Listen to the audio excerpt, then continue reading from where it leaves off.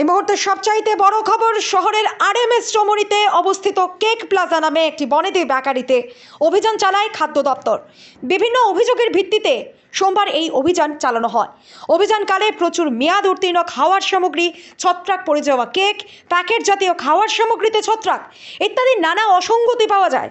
অভিযানকালে কেটে পড়ে মালিক, শেষে দোকানটি বন্ধ করে দিয়েছে খাদ্য দপ্তরের আধিকারিকরা।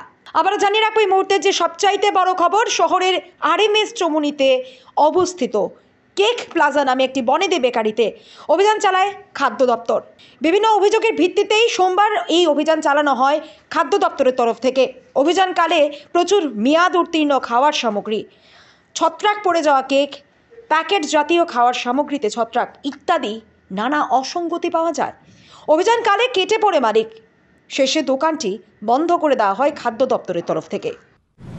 সাপ্লাই কনজিউমার অ্যাফেয়ার্স আমাদের নির্মল অধিকারী স্যার, উনি আমাদের এখানে মানে ফুড ডিপার্টমেন্টের যিনি ইনচার্জ আছেন সদরের, প্রদীপবাবু কাছে ইনফরমেশন দেন এবং আমাদের লিগ্যাল মেট্রোলজি, আমাদের টোটাল একটা টিম, আমাদের এনফোর্সমেন্ট একটা টিম আছে, সেটা বারবার টাইম টু টাইম আমরা অ্যাক্টিভিটিতে থাকি।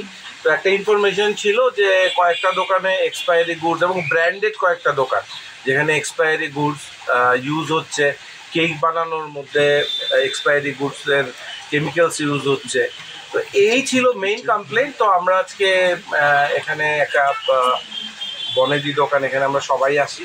তো এখানে আমরা এসে প্রদীপবাবু ওরা দেবজিৎ ওরা আমরা সবাই দোকান বলতে কোন দোকানটি মেনশন, দোকানটার নাম কি? দোকানটার নাম হচ্ছে কেক প্লাজা। হ্যাঁ দাদা, এই তো কেক প্লাজা। অটোমেটিকলি আমরা এখানে এসে আমরা দেখেছি যে যেসব আপনাদের এই যে ধরুন প্রোডাক্টগুলি যে ইউজ হচ্ছে কেক বানানোর, এগুলির অলরেডি কেমিক্যালসের এক্সপায়ারি চলে গেছে। ধরুন এই ব্রেডটা, এটা ডিক্লারেশন ছিল 101 কেজি 100 গ্রামস, এটা আমরা পেয়েছি 995 গ্রামস, তো প্রায় 100 গ্রাম কম। তো এছাড়া অনেকগুলি প্যাকেট আমরা পেয়েছি যে ধরুন এই প্যাকেটটা, এটার মধ্যে কবে এটা তৈরি হয়েছে সেটা লেখা নেই। কোনো প্যাকেটের 27 তারিখ, আজকে আমরা হচ্ছে 26 তারিখ, এটার ডেট অফ ম্যানুফ্যাকচারিং আছে 27/2।